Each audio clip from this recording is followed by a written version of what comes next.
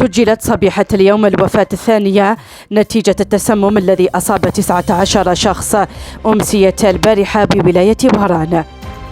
هذا بعد أن تدخلت مصالح الحماية المدنية البارحة في حدود الساعة 2:30 زوالا على مستوى حي الياسمين واحد من أجل إسعاف ونقل 19 شخص يعانون من آلام في البطن وحالات التقيؤ.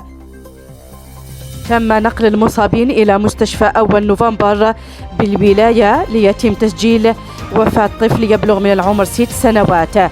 بعدها تم تسجيل صبيحة اليوم الوفاة الثانية.